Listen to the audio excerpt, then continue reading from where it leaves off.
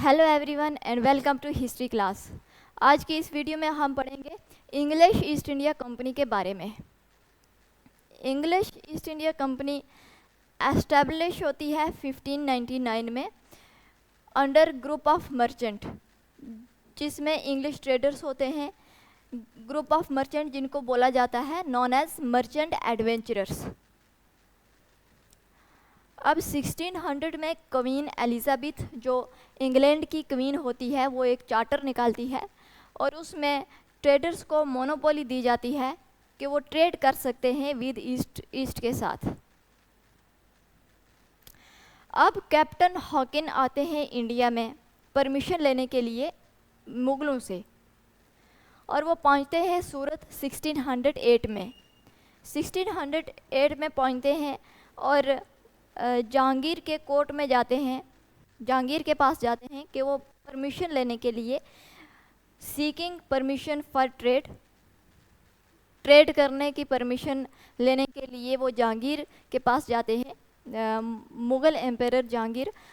लेकिन उनको परमिशन नहीं मिलती है और इन फर्स्ट फैक्ट्री बनाते हैं अपनी सूरत में 1613 में। अब ये जो फैक्ट्रीज़ बनाते हैं ये साउथ वाली साइड, जहाँ पर मुग़लों का ज़्यादा इन्फ्लुएंस नहीं होता है, उन जगहों पर ये फैक्ट्री बनाते हैं। अब फर्स्ट फैक्ट्री इंग्लिश ने बनाई कहाँ पर? सूरत में 1613 में। इसके बाद इसी टाइम के दौरान एक बैटल होती है, बैटल ऑफ सवाली। अब ये इंग्लिश ट्रेडर और पोर्चुगीज़ ट्रेडर्स ये आपस में लड़ते रहते हैं। अब इन दोनों के बीच लड़ाई होती है, बैटल ऑफ सवाली जिसको बोला जाता है, ये बॉम्बे में होती है। बॉम्बे में 1612 में, बॉम्बे जिसको आज मुंबई बोलते हैं।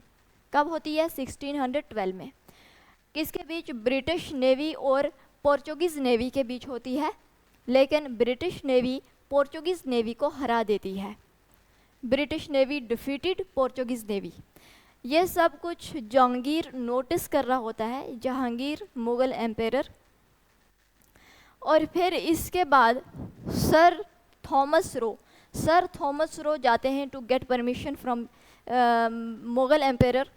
और इस टाइम 1615 में ये आते हैं और इम्पेरियल फरमान इनको मिलता है मुग़ल कोर्ट से to trade and establish factory. Imperial फरमान में क्या लिखा होता है कि वो आप ट्रेड कर सकते हो और एस्टेब्लिश कर सकते हो फैक्ट्रीज़ को पूरे इंडिया में। अब ये पहली फैक्ट्री बनाते हैं साउथ इंडिया में, मासूलीपट्टनम में। सूरत में 1613 में बनाते हैं और साउथ इंडिया में ये फैक्ट्री बनाते हैं कहाँ? मासूलीपट्टनम में। अब ये बॉम्बे अंग्रेज़ों के पास कैसे आ जाता है? इंग्लैंड का किंग चार्ल्स सेकंड शादी करता है पोर्चुगीज़ की प्रिंसेस कैथरीन के साथ, और चार्ल्स सेकंड को पोर्चुगीज़ बॉम्बे देते हैं डॉवरी में। पोर्चुगीज़ चार्ल्स सेकंड को बॉम्बे डॉवरी में देते हैं। और इसके बाद 1668 में Charles second gave Bombay to East India company on rent, British East India company. Charles second king है कहाँ का? इंग्लैंड का। इंग्लिश कहाँ से आए हैं? इंग्लैंड से आए हैं। और प्रिंसेस कैथरीन पोर्चुगीज़ की प्रिंसेस है, कैथरीन पोर्चुगीज़ की प्रिंसेस है। पोर्चुगीज़ और इंग्लैंड के राजा चार्ल्स सेकंड के साथ प्रिंसेस कैथरीन की शादी हुई है।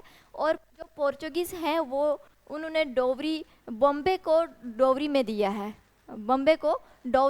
है। किसको? चार्ल्स सेकंड, इंग्लैंड के किंग को। अब बॉम्बे जो है ये इंडिया में है, तो चार्ल्स सेकंड क्या करेगा? इंडिया में जो कंपनी है, इंडिया में ब्रिटिश ईस्ट इंडिया कंपनी जो ट्रेडर्स हैं, इनको ये बॉम्बे देगा रेंट पे और इनसे पैसा लेगा। अब मद्रास इंग्लिश के पास कैसे जाता है? मद्रास जिसको आज चेन्नई बोलते हैं, ये तमिलनाडु में है। मद्रास जिसको आज चेन्नई बोलते हैं वो ये तमिलनाडु में है। राजा ऑफ चंद्रगिरी गेव साइट, 1639 की बात है। फ्रांसिस डे, ये इंग्लिश का है, फ्रांसिस डे, इसको जगह चाहिए थी जिस जगह पर ये क्या कर सकें, फोर्ट बना सकें। अब ये फोर्ट बनाते हैं मद्रास में, जिसको बोला जाता है fort Saint George, fort Saint George. इसके बाद मद्रास के बाद कलकत्ता ब्रिटिश के पास चला जाता है। कलकत्ता में इंक्लूड होते हैं 3 विलेजेस, 3 गांव आते हैं। कौन कौन से? कालीकता, सुल्तानती एंड गोविंदपुर। गोविंदपुर। ये ईस्ट इंडिया कंपनी लेती है, ज़मींदारी करने के लिए ईस्ट इंडिया कंपनी अपने हाथों में ले लेती है इन 3 विलेजेस को। और फिर यहाँ पर फोर्ट बनाती है कलकत्ता में, जिसका नाम है फोर्ट विलियम। कलकत्ता में कौन सा फोर्ट है? Fort William. और मद्रास में कौन सा फोर्ट इन्होंने बनाया? Fort Saint George.